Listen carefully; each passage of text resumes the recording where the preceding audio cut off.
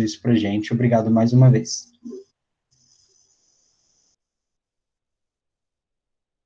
Oi, gente, tudo bom? Tá todo mundo me ouvindo? Pode escrever no chat aqui, tipo, ok, tô ouvindo, não tô?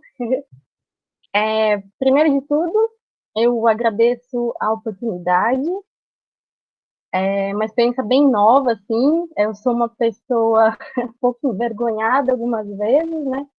Mas aí, a convite da Giovana, que é a minha cunhada, consegui quebrar essa barreira de ter vergonha, né? E seguir fazendo essa palestra aqui, que espero que vocês gostem bastante.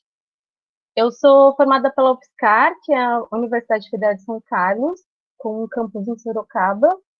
E lá nosso foco era, né? Isso já faz 11 anos que eu sou formada, e ainda continua sendo a parte de conservação ambiental.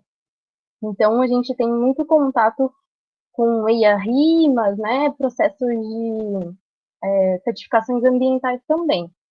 Mas eu, ao contrário de muitos amigos, que inclusive depois foram seguindo outras carreiras, né? Eu sempre gostei muito de fungos, desde microfungos, né? Ou líquens e tudo, isso foi uma coisa bem importante para mim. Mas mais além de só gostar de fungos, eu sempre gostei muito de cozinhar. Então, eu tenho dois pés, um pé na biologia e um pé na gastronomia. Então, um pouco antes de eu iniciar a minha carreira profissional, né, saindo da graduação, eu precisava pensar em que área que eu ia atuar. Eu não tinha muita certeza ainda. E aí surgiu essa oportunidade de conhecer o mundo dos cogumelos comestíveis. Isso já faz 6 anos, né? A Xilema foi criada em 2014. E era ainda o início dos cogumelos no Brasil. Muitas pessoas não sabiam o que era, nem como consumir. Ainda existe bastante mito sobre eles, né? Bastante dificuldade também em conhecê-los, em experimentá-los.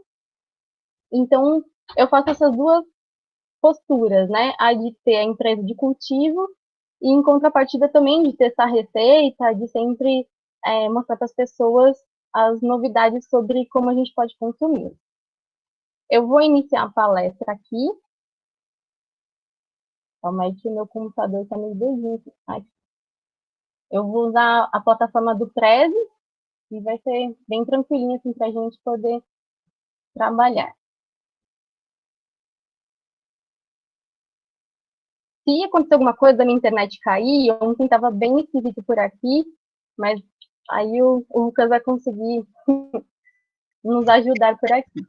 Marina, Oi. se você achar melhor para a gente correr menos risco de travar a apresentação, se você fechar sua câmera, talvez trave um pouquinho menos e aí menos chance da internet cair. Beleza. Tá bom. Eu preciso achar. É que eu acho que ele automaticamente já fecha a minha câmera aí. Não, na verdade ela fica aberta para a gente, mas você não consegue se ver. Certo. Entendi. E aí, onde que eu vou para.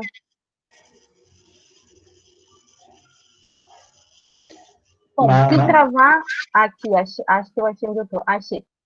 Desculpa, gente, tecnologia, às vezes eu me perco aqui.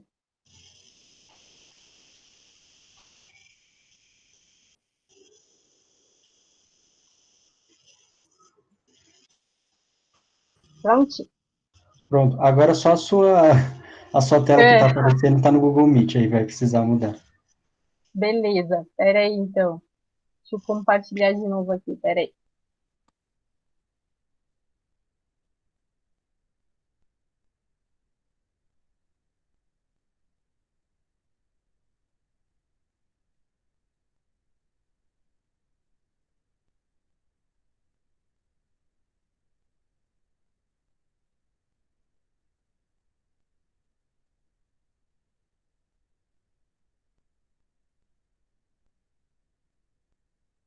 Pronto. Tá aparecendo agora aqui minha apresentação pessoal? Sim, tudo certo, quando você quiser começar. Beleza. Bom, essa apresentação pessoal que eu já falei um pouquinho, né? As pessoas que produzem fungos, a gente fala que são fungicultores, né? Porque diferente das plantas, os cogumelos não possuem raiz, né? Então, é um pouco difícil você falar para a pessoa, eu planto cogumelos. Então, a gente sempre diz que a gente cultiva cogumelos, né? Pelos processos que existem no meio para poder ter no final o cogumelo bonitinho, né? Então, tem os processos de preparar a semente, entre aspas, né? Que isso vai ser dentro do laboratório, que aqui nós usamos um laboratório que é de Valinhos, né? E as meninas é que fazem lá a inoculação, a formação do, dos cogumelos, como é que fala? Das plaquinhas de pétala com os cogumelos, né? Marina, desculpa mais uma vez. Oi, pode falar. Você começou a passar os seus slides já, porque a gente só está vendo a sua página do Prezi. Que tá a apresentação pessoal ou não? Na verdade, não, a gente só vê a tela do Prezi e umas opções de apresentação, mas a apresentação Tá, em si não está aparecendo ainda. tá, pera aí então que eu vou ver o que tá acontecendo aqui. Calma aí, vou parar tudo aqui.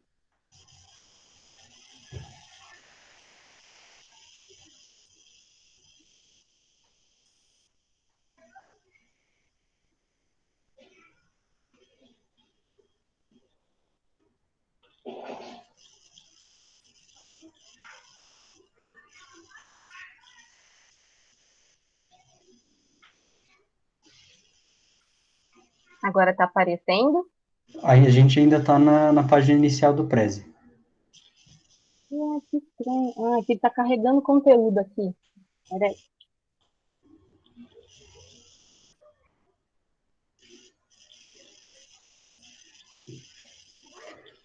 Você está colocando para apresentar uma tela do Chrome, né? Talvez seja melhor apresentar em Isso. tela inteira.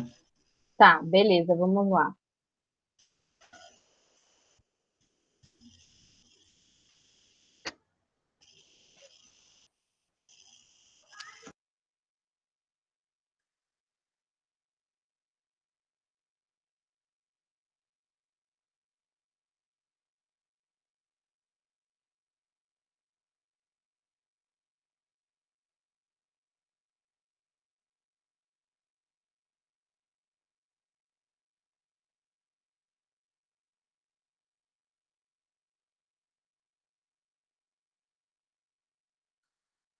Agora aparece.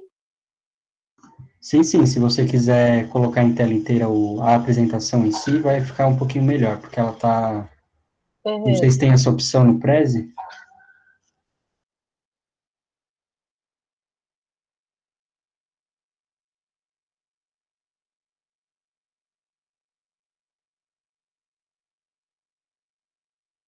O que tá aparecendo para você aí? Aparece a apresentação normal. Se você quiser, pode seguir. É que a gente fica vendo as suas demais abas abertas no computador, mas tá ótimo. Entendi, mas aparece a apresentação pessoal. Aparece. Então tá bom, não tem problema, não tem nada de obscuro nas minhas abas. Tá certo, então. Obrigado. Beleza, imagino que agradeço. Bom, como eu falei, né, a gente iniciou a Chilema aqui em 2014. A gente que eu digo é eu, o meu marido, o Leandro, e atualmente a minha mãe também ajuda a tocar a empresa. Quando a gente começou em 2014, a minha mãe, logo depois de alguns meses, também se aposentou. E ela que me ajuda nos processos de colheita, de embalagem. E meu marido, como é designer gráfico, ele fica responsável pelas criações de slogans, né? Ou de materiais de marketing mesmo, né? Bom, nosso logo é esse rosinha. Já passamos por 3 logos aqui. Esse é o que está desde o ano passado. Eu tenho um probleminha, né? Eu sou aquariana, então eu tenho uma coisinha que sempre gosto de ficar inovando, de ficar criando coisas para loucura das pessoas. Então acho que esse vai ser o último logo por enquanto. Bom, como eu expliquei um pouquinho, né? Eu terminei a graduação, eu não sabia muito o que fazer, onde atuar direito. Não queria ficar muito tempo longe de casa, porque eu já tinha ficado 5 anos fora de casa. E a graduação da biologia é 4 anos, mas eu fiz 5 anos com um processo de extensão por conta de estágio. Também tem um problema, né? Quando nós somos biólogos, existem outras profissões que acabam substituindo a nossa. são muitas vezes engenheiros ambientais ou gestores ambientais. Não estou criticando, não é essa a questão, mas às vezes essas pessoas não têm um olhar muito focado mesmo para o meio ambiente, né? Como eu falei, também gostava e gosto ainda de conhecer os fungos e como são seus processos de natureza. Sempre gostei de comer e saber sobre o alimento, e nessa época também estava iniciando mais conhecimento sobre alimentos sem agrotóxicos, né? Vegetarianismo e veganismo ainda era algo bem longe na minha visão, até que em 2015 meu filhinho nasceu e chegou um dia que eu olhei para o meu prato e falei, não consigo mais comer nenhum tipo de carne. E aí fui, aos poucos, me tornando vegetariana. Ainda não consigo ser 100% vegana. E, como falei, eu sou aquariana, então eu gosto sempre de uma coisa diferente na minha vida aí. Bom, como que a gente inicia, né, uma empresa, uma microempresa? Nesses 2 últimos anos, eu vejo que o mercado de trabalho tem aumentado muito por questões de MEI. Antes, quando eu iniciei, era um pouco obscuro, nem todo mundo falava sobre essa questão, tinha várias dificuldades, né? Mas hoje está bem tranquilo de você ter MEI, mesmo que tenham mudado algumas funções, né? Que você precisa, às vezes, escolher algum dos itens que você precisa classificar sua empresa. Então, eu fui fazer o curso, que foi na Brasmicel, que é uma empresa que eles produzem os substratos onde nascem os cogumelos, e eles também dão curso também de capacitação. Por mais que eu sou bióloga e entenda um pouco sobre os cogumelos, mas eu não tinha a questão financeira, né? Até onde a gente pode ganhar dinheiro com isso. E hoje, os cogumelos, como eu comentei, também estão bem mais conhecidos. Há 6 anos não era assim. Quem tinha maior público era os asiáticos e os europeus, porque lá é um costume desde pequeno consumir cogumelos, né? Então também aumentou o número de fontes de empréstimo, principalmente para produtores rurais e pequenos produtores rurais. Aumentou também os compradores. Eu participo de um grupo de produtores do Brasil inteiro, inclusive alguns que já foram até para fora do Brasil, para poder estudar um pouco mais. E a gente sempre está trocando experiências, porque sempre, como é um produto da natureza, a gente sempre vai ter variações. Por exemplo, nessa época do ano, que a gente tem um inverno muito seco, é um pouco mais dificultoso de produzir cogumelos. Então, a gente aumenta a quantidade da umidade, tenta manter uma temperatura, mas não é igual quando a gente está na primavera ou no verão. Esse aqui é os passos iniciais da empresa, né? E só um detalhe, quando a gente fala shimeji, é shimeji ou shimeji, e não shimeji. Aqui no Brasil a gente usa essa acentuação, mas se nós formos falar isso para orientais, principalmente, eles ficam extremamente bravos, então aprende na prática que não é shimeji, é shimeji. E aqui a gente começou em 2013. 2013 foi quando a gente fez o curso, e aí nós trouxemos para cá dois sacos de substrato para a gente poder analisar como seria aqui em Indatuba, né? Eu não falei, gente, desculpa. Nós estamos em Indatuba, que é interior de São Paulo, dá mais ou menos 1 hora de São Paulo, mesmo capital, e de Santo André, São Bernardo, aí umas 2 horas mais ou menos, né? Quando a gente não pega trânsito. Então, a gente vai fazendo um teste aqui para saber como que iria se comportar, né?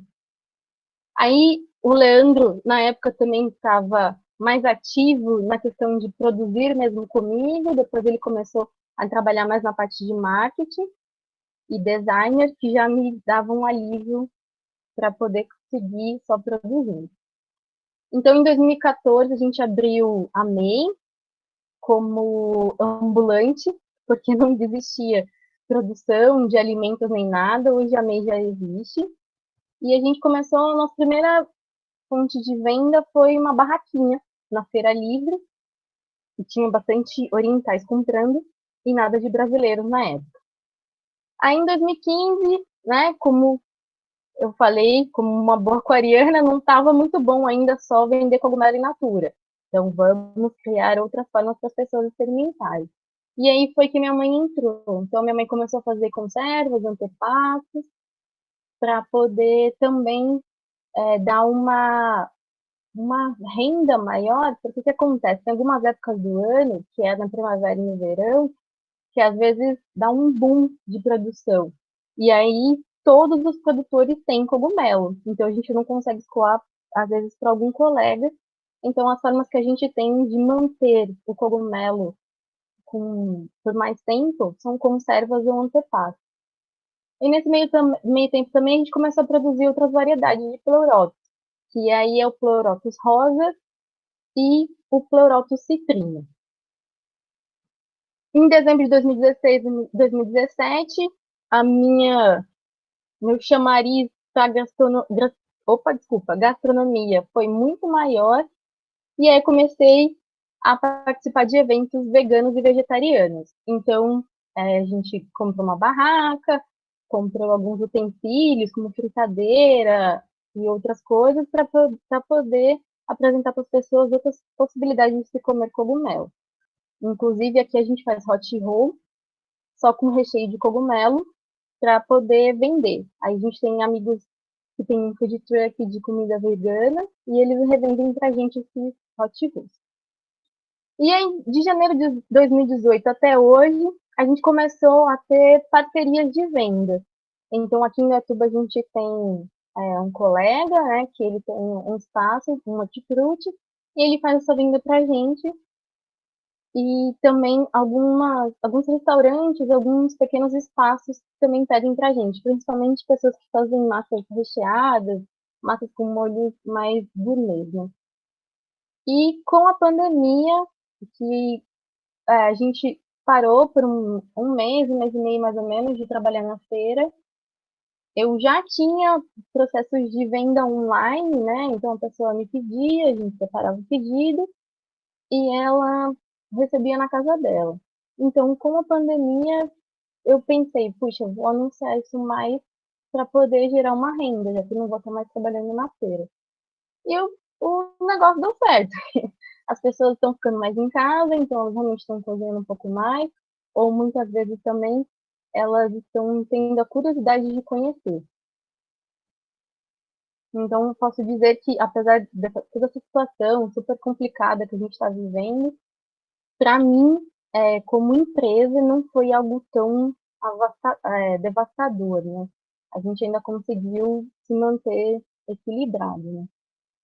Bom, o porquê de consumir cogumelos, né? Acho que vocês devem ter ouvido falar, normalmente as pessoas falam de fonte de proteína. Sim, cogumelos têm fonte de proteínas, mas a gente não pode só compará-los com feijões e outras carnes também e leguminosas. Por quê? Quando comparado com esses outros alimentos, eles vão ter baixíssimos teores de proteína.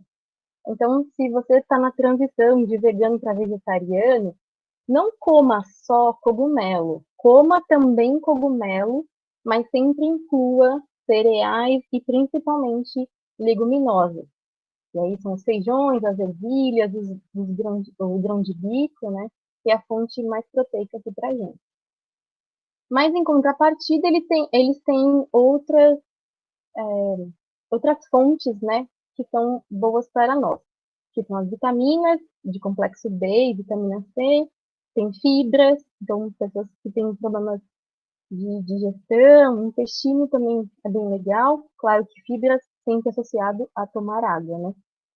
Minerais como zinco e potássio, eles são muito utilizados em tratamentos anti-câncer, principalmente na Ásia, né? Quando uma pessoa é diagnosticada com câncer, eles fazem alteração da sua alimentação e colocando muito mais cogumelos do que eles já comem, né? Em média, Um asiático, se eu não me engano, come 30 quilos de cogumelo por mês e um pouco mais além disso. Também são antioxidantes, então para nós evitarmos, né, o excesso de radicais livres e processos de envelhecimento precoce, então consuma cogumelo. Previne problemas renais, colesterol, também pessoas que têm problemas de artrite, já fizeram um consumo maior, né, de cogumelos e notaram que eles diminuem as crises de dor, diabetes. E, recentemente, foi publicada uma pesquisa que eles também são bons para a memória. Então, estudantes comam cogumelo. Aqui é uma tabelinha que foi tirada na revista dos vegetarianos, teve participação de um pessoal da USP, inclusive, que fez a coleta, e as, as quantificações, né, do que cada cogumelo tem.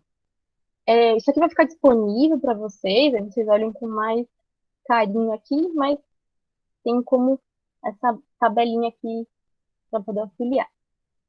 Bom, os cogumelos são dentro do reino fungi, e aí dentro deles a gente tem alguns filos, né, que são os Basidiomycota, os Ascomycota e os Zygomicota. Os cogumelos comestíveis estão nos Basidiomycotas, mas tem alguns que estão nos Ascomycotas também. A gente vai ver lá na frente. A estrutura básica de um cogumelo, né? Lembrando do micélio, como eu falei para vocês, os cogumelos não possuem raiz, como plantas, então tem o micélio, que é a associação das hifas, né, com o solo. Que aí esse solo pode ser raiz de outra planta, ou no caso aqui dos cogumelos comestíveis, no caso do shimeji, são substratos de bagaço de cana ou de palha de arroz. Aí nós temos um grande dilema, né, de quais cogumelos são comestíveis, quais não são comestíveis. Eu, sinceramente, só olhando o cogumelo, eu não vou saber identificar, a não ser algum já conhecido, qual que é comestível, qual que não é. Então, existem alguns guias de identificação. Outro dia eu estava no Google, na Play Store, no meu celular, procurando uma outra coisa sobre cogumelo, e apareceu vários aplicativos também, que funciona como aquele Plant Snap, né? Que você aponta para o cogumelo e aí ele te dá o nome, a espécie, tudo. Algumas coisas funcionam, mas nem todas, porque nem sempre tem alguém que cuida, né, de catalogar certinho a classificação. Então, algumas frases só para a gente saber quanto que a gente ainda não conhece de nada de cogumelo. Então, aqui, no mundo inteiro, a gente tem cerca de 2.000 espécies comestíveis, mas apenas 25 são conhecidas e cultivadas. No Brasil, a gente não chega a 25 nunca. Se chegarmos a 10, é muito, porque realmente eles estão começando a ser conhecidos, né? E também a gente tem bastante cogumelos comestíveis, tanto na Mata Atlântica quanto na Amazônia, que são cogumelos silvestres, né? Nós não temos essa prática aqui ainda, mas pra frente eu vou falar de coleta em ambiente silvestre, mas lá fora isso é bem mais comum. Então, no mundo, a gente tem mais ou menos umas 200.000 espécies de cogumelo. Aí, o que acontece se a gente comer um cogumelo errado que não é comestível? Muitas vezes pode não acontecer nada muito perigoso, mas alguns cogumelos podem causar outras consequências mais graves, né? Como hepatite, por exemplo, e até realmente a pessoa ir a óbito. Então, vou apresentar para vocês aqui alguns tipos de cogumelos não comestíveis, né? O amanita, que é o cogumelo do Mário, que é o mais famoso. Raposas gostam de comê-lo e vivem bem, sim, sobrevivem. Esse cogumelo sangrento, que acho que às vezes a gente vê em algumas páginas no Facebook ou até realmente em outras em documentários também. Quando a gente aperta esse cogumelo, ele sai um líquido que realmente parece se alguém se machucou. E o cogumelo, que é um outro tipo de amanita, que é a cicuta, que era muito utilizado na Grécia Antiga como forma de veneno para você matar seu adversário ou até também para você cometer suicídio. Ah, mas tem cogumelos alucinógenos? Sim, tem cogumelos alucinógenos, ou agora, são os cogumelos mágicos. Eu nunca consumi, gente, por mais que eu sou bióloga e por mais que muitas pessoas achem que eu usei maconha por muito tempo, mas eu nunca usei. Não acho errado, maconha tem seus poderes mágicos, sim, como planta, e ajuda muitas pessoas a se recuperarem de várias doenças, principalmente doenças neurológicas. E assim como os cogumelos mágicos e a maconha, eles também devem ser utilizados para tratamento. Pessoas normais, que não têm nenhum problema neurológico, podem consumir? Sim, podem, mas sempre com moderação e restrições, tá? Então, por exemplo, a gente tem problemas de depressão, de ansiedade, de esquizofrenia, que são tratados com cogumelos mágicos. No Brasil, eu conheço duas empresas que fazem a venda por internet deles desidratados, e lá eles colocam a quantidade que você deve consumir, se não me engano, é 10 gramas. Não é para ser repetido todos os dias, tem um tempo máximo, porque realmente, se a gente ultrapassar essa gramagem, a gente realmente não se conecta mais aqui. A gente vai embora e a mente divaga e aí a gente vai ficar como louco, né? Tipo, tomar chá de fita. Não sei se você já ouviu essa expressão.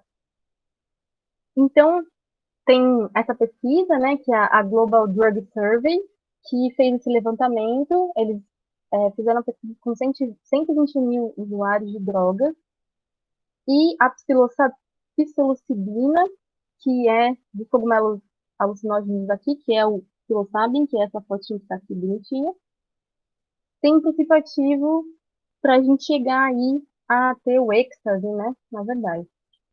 Então, sem restrições, várias vezes me perguntam aqui, ligam perguntando para mim se eu produzo. Eu não produzo, mas tem vários vídeos no YouTube que ensina a produzir em casa, é super tranquilo.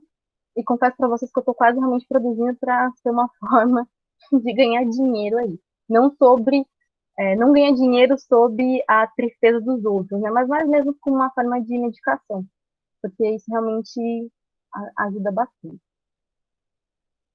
Aí agora vamos passar para os cogumelos comestíveis, que são os mais fáceis de serem encontrados. Ah, esqueci de falar, os cogumelos alucinógenos normalmente nascem em cocô de vaca.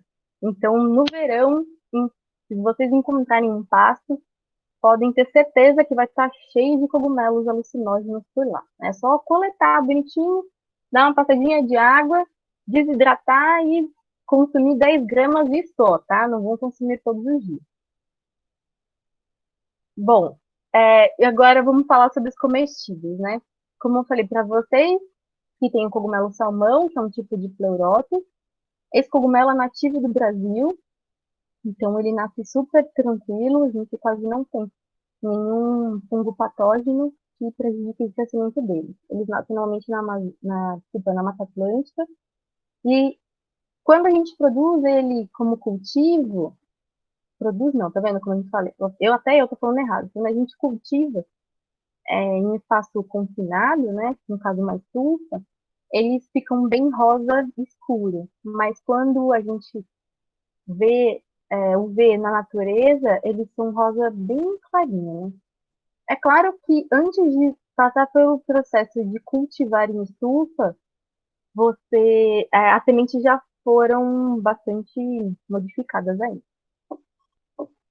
Modificadas que eu digo não são transgênicas, tá? Elas foram feitas seleções para chegar num patamar que elas tivessem uma grande produtividade. Por causa dos cogumelos, até hoje a gente não tem transgenias, e espero que não tenha também.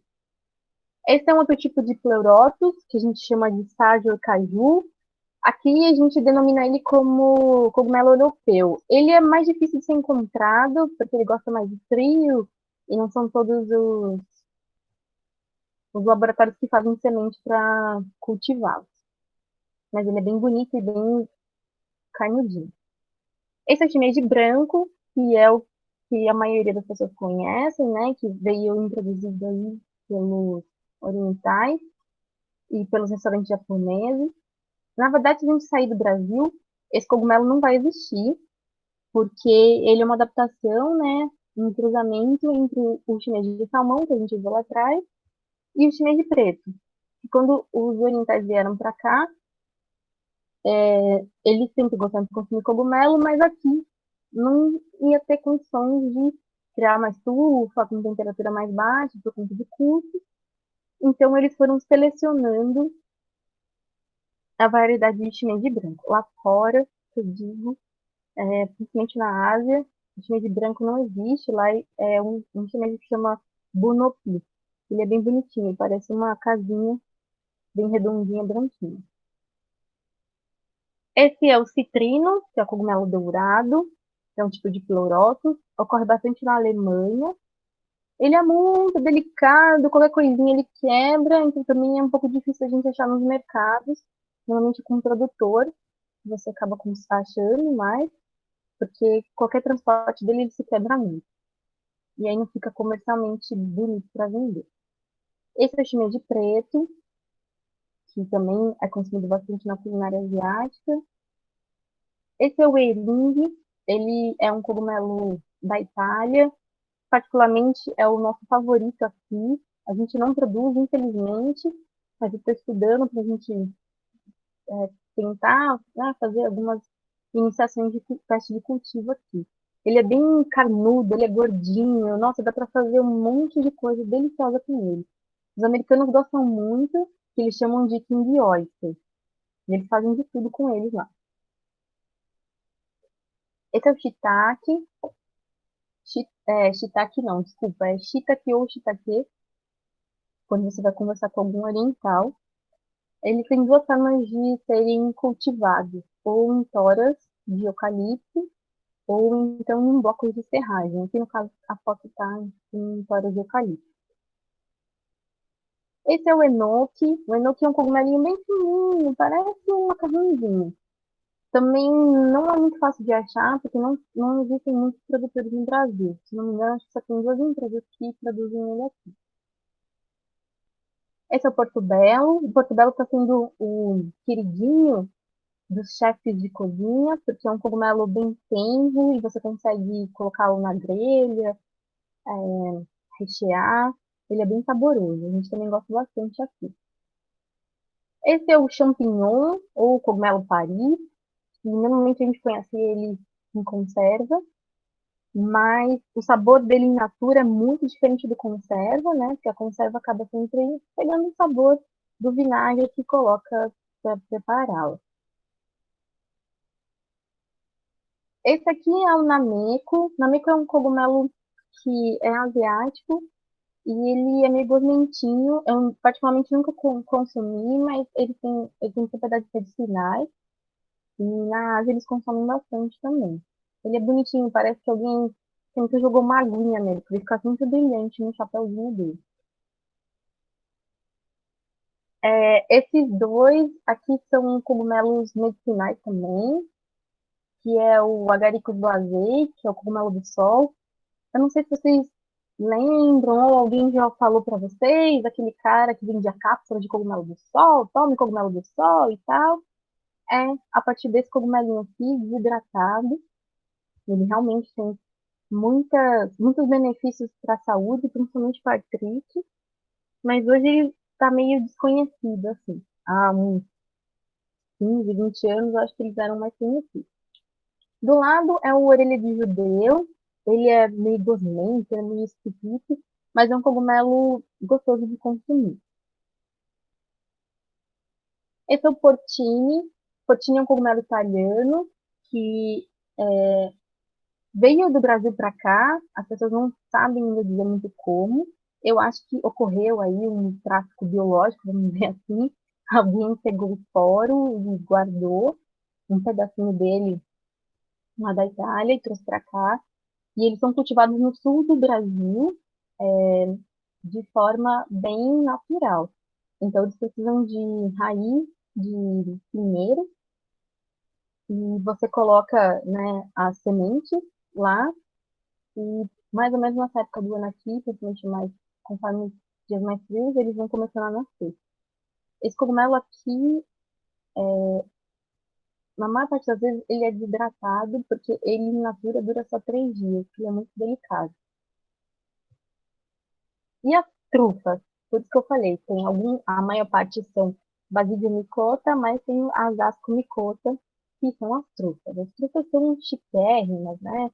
Vários pratos gourmets, caríssimos, porque elas são importadas, né? Então, está se iniciando um processo de cultivo de trufas brasileiras, trufas nacionais, também lá no sul do Brasil, porque precisa de frio e de árvores específicas, né?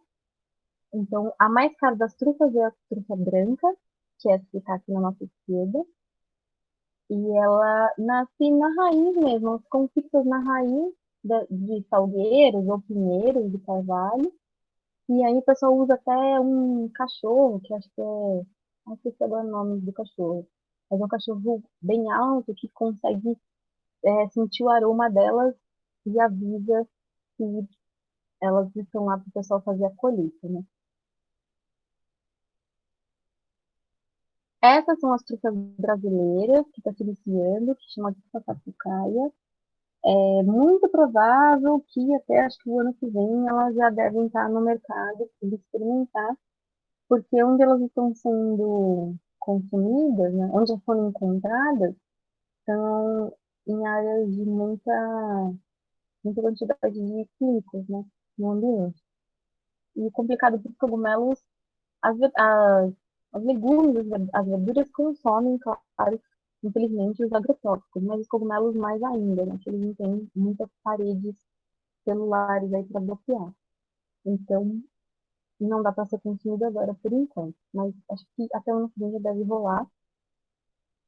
E assim, essas trufas não são, né, cultivadas, selecionaram várias trufas, a gente conseguiu pegar e produzir aqui, né, cultivar aqui. Não, na verdade elas estão sendo tráfico biológico, né, tô falando isso, tá, gente, nem nos bastidores, mas não vai ser divulgado isso, mas é essa a realidade, porque por mais que os fungos se dispersem por esporos, os esporos podem viajar alguns quilômetros, mas não dá para percorrer distâncias entre um país e outro.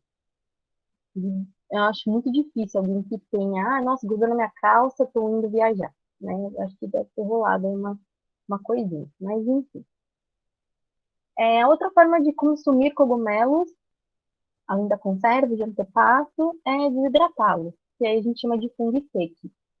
O fungo seco pode ser qualquer tipo de cogumelo, mas normalmente usa shiitake ou porcini, por serem mais gordinhos, né? E aí não perdem tanto peso. O problema do desidratado é isso. Às vezes 20 quilos de cogumelo vai te render 100 gramas, por exemplo. Então, os que são mais gordinhos, mais carnudos, conseguem ter uma quantidade maior de peso pós-desidratação. Então, sequi é seco, né? E fungo, que é fungo do reino fungo.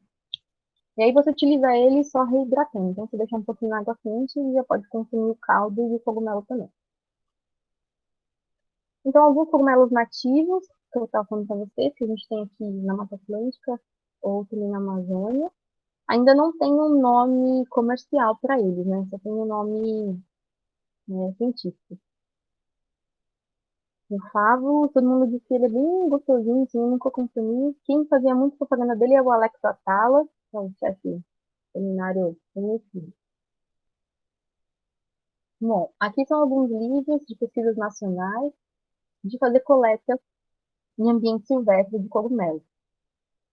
Na Europa e nos Estados Unidos é muito comum esse, esse tipo de projeto, né? Vamos dizer assim, as pessoas quando passam a primavera, elas vão até os espaços silvestres, né? E vão observando, vão vendo se tem um cogumelo que eles conhecem como comestíveis e sempre andam com livros de identificação, uma ferramentinha, né, para poder tirar o cogumelo do solo. Então, bem delicadinho, uma faquinha ou alguma pazinha assim para retirar o cogumelo e um saquinho que você guarda ele lá, depois que você fazer a higienização.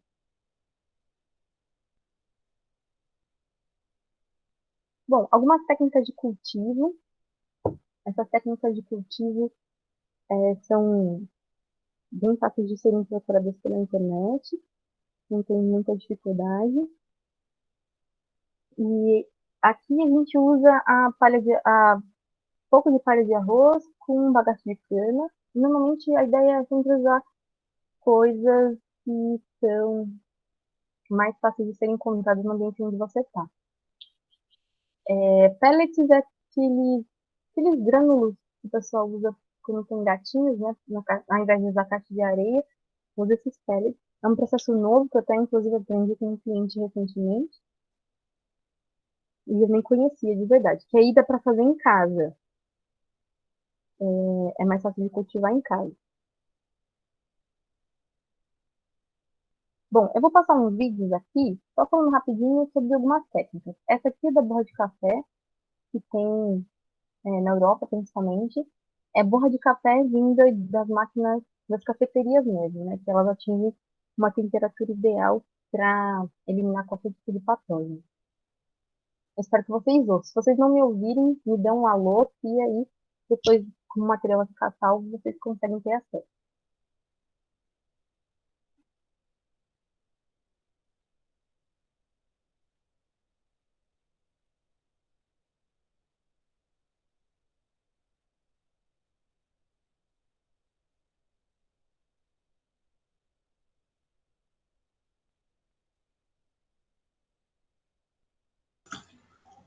Oi, Marina.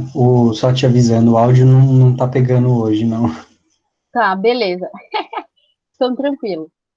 Bom, basicamente aqui eles vão explicar um pouquinho como que eles fazem esses processos lá, usando a borra de café. Então, o produtor vai até a cafeteria e retira, né? E depois faz a inoculação das sementinhas aí no substrato. Aí ficam acho que 20 dias, 15 dias dormindo para poder ter a formação do micélio e depois ia ficar para poder produzir. Aqui também é técnica com bagaço de cana e palha. O áudio vai ficar ruim, mas eu só queria que vocês vissem a montanha de bagaço e palha que precisa até chegar ao substrato bonitinho onde os cogumelos nascem, que inclusive é essa foto que está aqui no começo.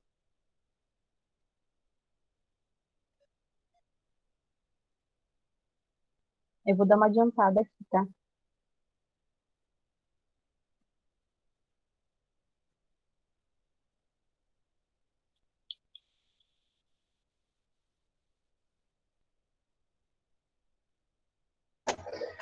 Oi, esse também, hoje também não tá, a gente não tá escutando nada. Beleza. Bom, então, esse bagaço enorme que estava aí, normalmente é 1 tonelada e vai produzir aí um 100 substrato, se não me engano. Então, esse monte de bagaço, a máquina vai revirando e vai se entremedecendo, e depois ele vai para um forno de pasteurização por 5 dias de fermentação, e até que fica pronto, e aí coloca em sacos pretos, que já vem todos furadinhos. Aliás, isso é uma dúvida, normalmente as pessoas perguntam, como que eles conseguem nascer dentro do saco? O saco já vem furado, e aí tem uns buraquinhos, e esses buracos conseguem fazer com que o cogumelo consegue observar, né, a iluminação e começa a nascer por esses buraquinhos. Esse último aqui é o mais legal, depois, quando vocês tiverem acesso, uma família que é de Mogi das Cruzes, e eles produzem praticamente todos os tipos de cogumelo lá. E, claro, né, acho que esse rapaz deve ser a quarta ou terceira geração. Eles estão há mais de 40 anos no mercado e eles manjam bastante de técnicas de cultivo. É bem legal que ele vai fazendo uma piadinha. Esse vídeo aqui sou eu, fazendo um vídeo caseiro, explicando um pouco de como funciona o processo de colheita e explicando também como que os cogumelos vêm bonitinhos no saquinho preto. Bom, aí as técnicas de cultivo também variam bastante, preferência de clima, né, ameno e úmido. No inverno, realmente, tanto quem está no frio ou quem está na região seca vai sofrer, não tem como. A umidade é muito baixa, então a gente tem que sempre umidade. A umidade também e a temperatura varia conforme a espécie. No caso do chinês branco, então eles aguentam bem entre 15 e 22 graus. Menos do que isso, eles demoram muito mais tempo. E mais do que isso, eles também podem acabar não produzindo nada e até parando o processo de frutificação. Time de preto é mais frio, como o da Ásia, e não passou pelo processo de seleção. Então ainda precisa sempre de uma temperatura mais fria. Como eu falei, né, de dezembro a março, que é entre primavera e verão, é onde a gente tem o ápice de produção. E esse substrato, depois que a gente utiliza para cultivar o cogumelo, pode ser utilizado para compostagem. Aqui, nessa época de inverno, eu coloco nas minhas plantas, nas orquídeas e nas plantas que tem por aqui, que precisam de uma cobertura de solo para não perder a drenagem, né? Bom, normalmente os cogumelos não possuem agrotóxicos. É, eu sei que hoje existem cogumelos com certificação, mas em geral não é possível utilizar agrotóxico porque a gente perde valor de mercado e o cogumelo fica muito feio. Eles absorvem muito esses químicos, né? Existem alguns tipos de larvicidas que a gente fala, daqui a pouquinho vai aparecer aí uns hospedeiros nada simpáticos que às vezes atrapalham um pouco a gente aqui. Então, existem larvicidas que são permitidos, principalmente pelo Certificado de Orgânicos do Brasil, né, ou pela ANC também. A gente precisa ter cuidado com irrigação. Quanto mais a água for menos contaminada, com cloro ou outros metais, o cogumelo nasce melhor também. Aqui a gente, como a gente está numa chácara, então a gente tem poço semi-artesiano, então a água é bem pura, né? Controle de hospedeiros, que esses vão aparecer daqui a pouquinho. Tem alguns ácaros e outros bacilos, que são os outros patógenos que eu estava falando. E certificação de orgânico, né? Ou vender sem agrotóxico. Aqui eu estou iniciando o processo de certificação. Vamos ver como será até o final do ano que vem. Demora mais ou menos uns um ano, às vezes um ano e meio. Bom, há muitas exceções, podem ocorrer algumas que existem cultivos não orgânicos, né? Então, os inseticidas e larvicida também, e a água tratada quimicamente. Os hospedeiros são esses bonitinhos, assim, muito simpáticos, que são besourinhos, né, os colêmbulas. Os besourinhos, eles são muito sapecas porque eles adoram comer o filho do cogumelo. Eles praticamente abocanham, assim, quando você vai olhar, tem um dentinho comido. As mosquinhas, né, que são as escarídeas, o problema maior delas é que elas colocam larvas, e essas larvas vêm consumindo lá o substrato, às vezes entram no meio do cogumelo. E os cogumelos oportunistas que são os coprinos. Os coprinos, de longe, são os que mais prejudicam. Eles só nascem lá no saco e beleza, aí você tira eles. Eles também são comestíveis, descobri recentemente. E a gente tem outros visitantes, né? Como, às vezes, algumas rãs ou sapos, ou às vezes algumas taturanas, né? As rãs e os sapos são bem tranquilos. Bom, como que a gente compra os cogumelos, né? O ideal é que ele não seja murcho ou enrugado ou com cor amarelada e água dentro dele. Quando já está acontecendo isso, significa que eles já estão bem passadinhos do fundo. Senti um aroma na bandeja, ver se esse aroma não está forte. Porque quando eles estão estragados, com cheiro de peixe, sabe, o final de feira, assim, que o pessoal joga água, fica esse cheiro bem forte. Só lembrando que o shimeji nem sempre é branco o ano inteiro. Então, como a gente viu lá atrás, como ele é uma criação entre shimeji salmão e preto, quando vai chegando na época mais fria, ele vai ficando cinza, ou às vezes até preto. Dá até pra enganar as pessoas, é que quando a gente conhece o paladar, sabe que não é shimeji preto. E, por favorzinho, não apertem os cogumelos, porque qualquer toque que a gente dê, principalmente com a unha, mesmo no plástico filme, vai marcar, vai deixar eles feios e o produtor não vai conseguir vender. Esse é um exemplo de como o cogumelo vai estar estragadinho. Vocês vão perceber que ele fica meio amarelado, fica bem murchinho, fica bem triste. E alguns métodos de higienização. Bom, vocês vão ouvir falar muito. Não lavem os cogumelos. Os cogumelos vão pegar, vão encharcar e vão ficar horríveis de consumir. Sim, lavem os cogumelos, tá? Mas não precisa imergi-los na água, como deixar lavando verduras e legumes com hipoclorito, tá? No caso passar uma água como se a gente tivesse colhido uma alface da nossa horta. Vai ter uma terrinha. Passa uma aguinha, coloca numa peneira. E aí você vai preparar a sua base para poder utilizá-la, tá?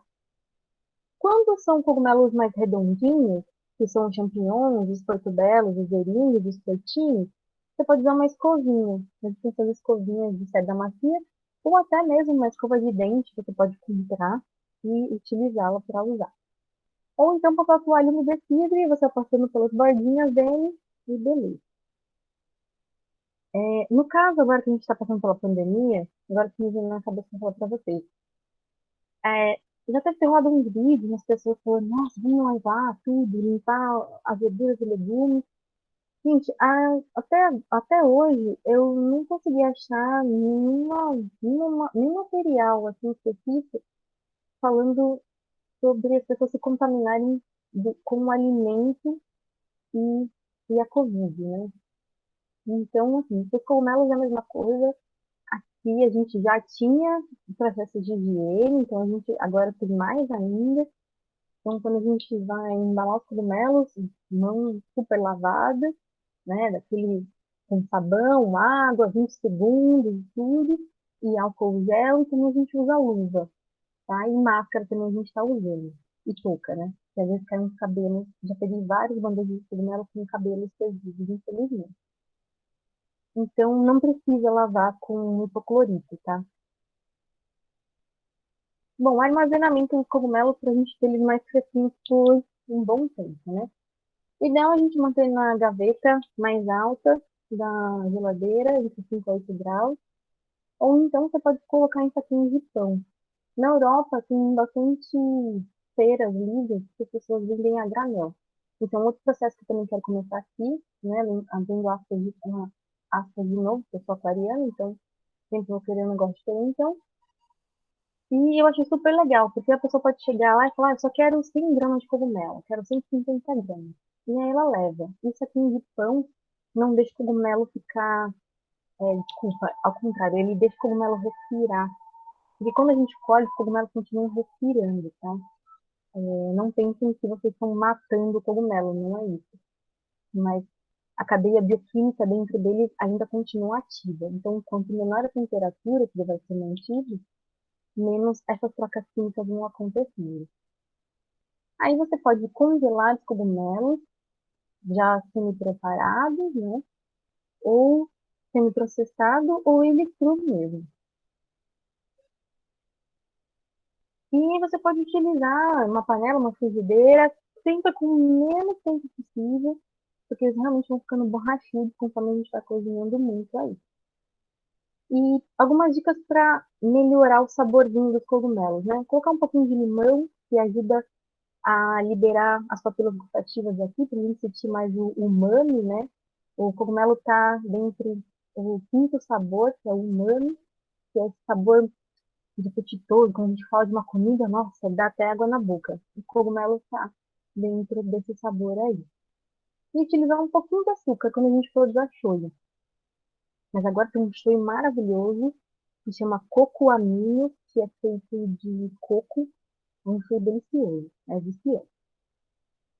E aqui uma dica de harmonização, quando a gente quer lembrar algum temperinho, né, da cozinha brasileira, da asiática, da indiana, da mediterrânea, a gente sempre pode e deve sempre usar bastante condimentos naturais, tá? Não sazon, não caldo de legumes quinoa, né? Sempre coisas mais naturais que a gente tem que aproveitar, que os alimentos são de bom.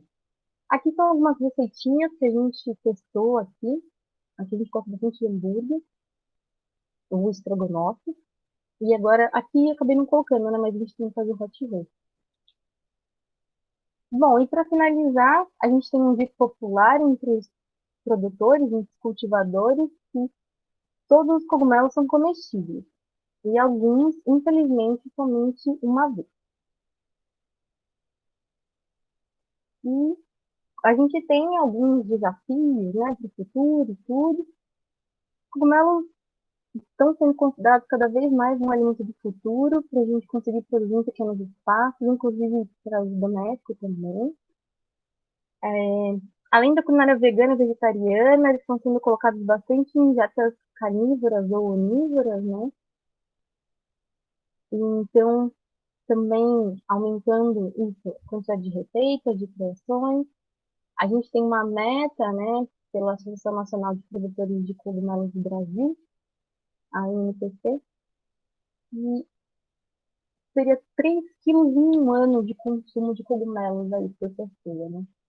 A gente já está alcançando isso aí, tá?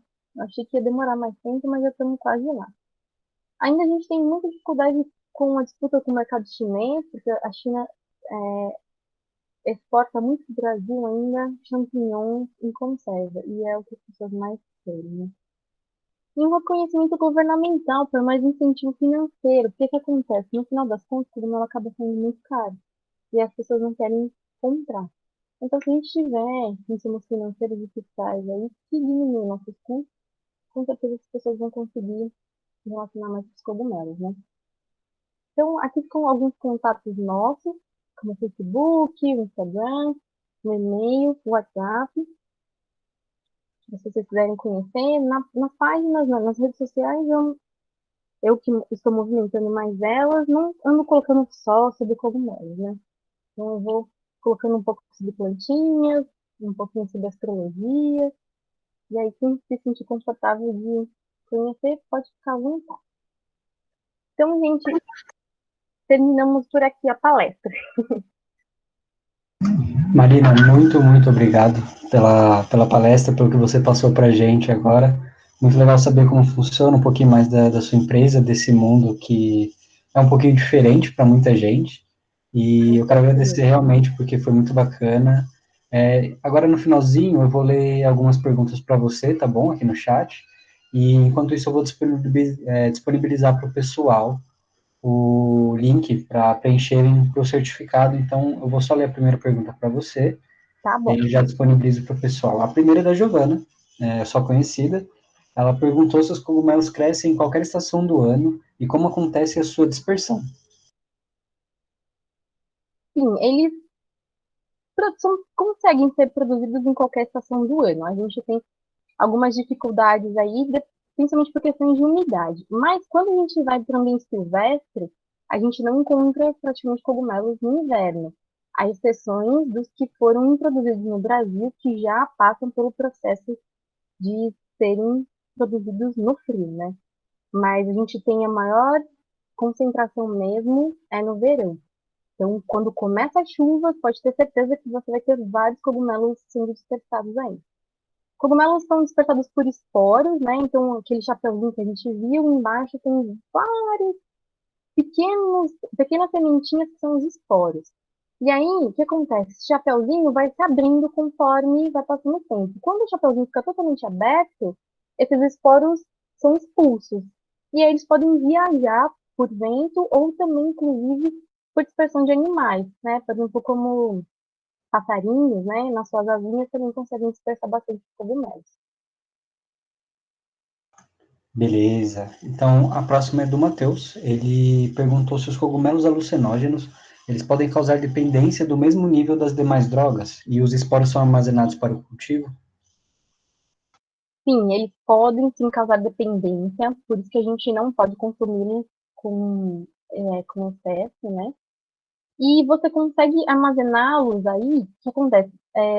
Essas empresas que vendem eles desidratados, se não me engano, estão vendendo uns kits, que aí você recebe a sementinha já preparada, que ela está empanada, que a gente fala, né? Ou às vezes em farinha de arroz ou farinha de milho, e aí te deixam bonitinho esquematizado como que você pode fazer o cultivo. Então, e aí depois, quando você fizer o cultivo, você já vai ter seus esporos, aí você vai lá com o seu suave, né, ou o seu cotonete, vai passar em volta, você vai ter uma plaquinha de pedra ou uma plaquinha de vidro, com a comidinha deles, que normalmente é gelatina, aí você vai passar o seu suave lá, vai crescer aquela colônia, vai pegar vários pedacinhos e empanar de novo, e aí você tem outro processo de produção de esporos. Beleza. Agora uma pergunta da Rafa. Ela perguntou qual a diferença entre os cogumelos e os fungos patógenos. Legal. Então, os fungos patógenos, normalmente, a gente diz que eles são hospedeiros, né? Então, aí, eles adentram no organismo e eles começam a interromper, que nem um câncer, né? Eles começam a interromper alguns processos aí. Existe um fungo patógeno que ataca formigas, principalmente em florestas, né? Então, o que acontece? Ele está lá, dormindo, no chão. Aí essa formiga entra em contato com o esporo dele. Aí fala, opa, legal, um processo ótimo, uma pessoa maravilhosa para eu poder crescer aqui. E aí ela começa a crescer dentro dessa formiga. E a formiga vai sobrevivendo, mas vai chegando uma hora que ele vai crescendo tanto que ele acaba matando a formiga. Ou seja, esse crescimento dele opa, ótimo, já cresci o suficiente, vou liberar mais esporos. Então ele mata o hospedeiro para poder continuar seu ciclo de vida. E acontece muito com os patógenos em plantas, né? Então, principalmente orquídeas, com muita umidade, o maior problema, na verdade, dos fungos patógenos é ter umidade. Umidade é algo que atrapalha bastante. Eles conseguem sobreviver por mais tempo. Acho que tirei sua dúvida. A gente aguarda o feedback da Rafa aqui embaixo. Agora a Sabrina, ela perguntou quais características o cogumelo precisa para ser considerado comestível. Bom, principalmente não ter nenhuma enzima que possa nos fazer mal, né? No caso aí da cicuta, né, quando a gente não conhece aquele cogumelo, a gente normalmente vai levar lá no laboratório e vai fazer algumas análises, né? Análise físico-química, principalmente. Então aí a gente precisa saber qual que é o princípio ativo dela. Aí quando a gente sabe o princípio ativo dela, a gente consegue comparar com outros princípios ativos que já existem. E aí a gente consegue ter um parâmetro aí. É algo que em grande quantidade vai causar mal, ou em grande quantidade não vai causar mal. Mais ou menos como os fármacos, né? Normalmente os fármacos são derivados de muitas plantas e em grandes quantidades pode fazer mal ou não. Então é essa aí, a gente precisa saber o princípio ativo que está dentro do cogumelo lá. Ou algumas pessoas meio doidinhas, vou comer, vou experimentar. E aí dentro da biologia, eu tinha um professor ai meu Deus, esqueci o nome, ele é paleontólogo. Ele brincava que assim, ah, se o passarinho comeu, eu posso comer. Mas não necessariamente, gente, porque às vezes os animais têm dentro órgãos que protegem eles de algumas coisas que são químicas ou não. Show. Quanto à pergunta anterior, a Rafa falou que deu para tirar a dúvida, sim, então tudo bem. Agora o Jean perguntou quanto tempo demora do início do processo de cultivo até o período de colheita. Ah, legal. Isso vai depender muito da espécie que você vai trabalhar. Eu vou dar o parâmetro aqui no caso do shimeji. Normalmente o shimeji vai demorar aí de 30 a 35 dias. A gente vai levar 7 dias para produzir o substrato, ele vai receber as sementinhas, e a partir do momento que ele receber as sementinhas até o primeiro broto de frutificação, que são os brotinhos, né, que parece uma flor, vai mais ou menos aí uns 20 a 22 dias. Pode estender para mais alguns dias quando as temperaturas não são adequadas, que aí no caso do shimeji é entre 15 e 22 graus. Mas isso muda, por exemplo, o shiitake demora de 6 meses a um ano, Paris e Porto Belo são mais ou menos 40 dias, então realmente é específico para cada espécie. Beleza. E agora, por último, o Matheus perguntou se existem muitos insetos que se alimentam dos cogumelos e se sim, se tem alguns que causam problemas. Sim, a gente tem, sim, principalmente mosquinhas, porque o que acontece? Principalmente o bagaço de cana tem um aroma bem adocicado, né? Então, os animais são bem atraídos por esse aroma. E aí a gente encontra muitas vezes bichinhos mesmo, mosquinhas e tudo. Inclusive, até outro dia eu achei super legal, é que eu não consegui filmar, mas tinha beija-flor aqui. Como existem essas a família Iscaride, né, que eu mostrei para vocês, elas ficam voando no substrato, elas são bem fininhas. E aí o beija-florzinho estava lá com a língua finíssima dele, comendo cada mosquinho que estava por lá. Aí eu agradeci ele, falei, nossa amigo, muito obrigada, porque você vai conseguir me ajudar aqui a controlar esses bichinhos, né? E aí, além das mosquinhas, também tem os coleópteros, colêmbulas, desculpa, que são os besourinhos, mas assim, eles não aparecem o ano inteiro. Tem estações específicas, que é principalmente aí, a primavera e o verão, que também é a época de reprodução dos animais, né? Então, eles vão procurar uma forma de se nutrir para poder se reproduzir. No caso dos besourinhos, a gente não usa aqui nenhum inseticida, então a gente só faz a coleta mesmo. Ah, encontrou ele, tira e coloca eles numa plantinha, em algum outro lugar, é, que seja específico para ele. Show de bola, então. Eu acho que é isso. Se alguém tiver mais alguma perguntinha, quiser fazer agora enquanto a gente está encerrando, pode fazer, dá tempo ainda. Mas antes de mais nada, eu quero agradecer mais uma vez a Marina. Foi um prazer, ter a sua palestra hoje. O pessoal já deu um bom feedback. E sempre muito bom saber que a gente tem caminhos aí no empreendedorismo para os biólogos também. E é isso, agradecer o pessoal que assistiu a palestra também e te convidar para quando tudo isso passar, a gente poder ter a sua presença pessoalmente lá na universidade. Muito obrigado. Eu que agradeço, gente. Espero que tudo fique bem claro, assim. E para mim, como já é um ambiente costumeiro, então isso não tem dificuldade. Mas se tiverem alguma dificuldade, quiserem me mandar alguma mensagem naqueles contatos, no final, fiquem à vontade. Fico muito feliz mesmo que vocês gostaram. Agradeço mais uma vez a Giovana por ter me dado essa oportunidade. E espero que vocês sejam bem-vindos para esse mundo dos cogumelos aí e consumam bastante cogumelo.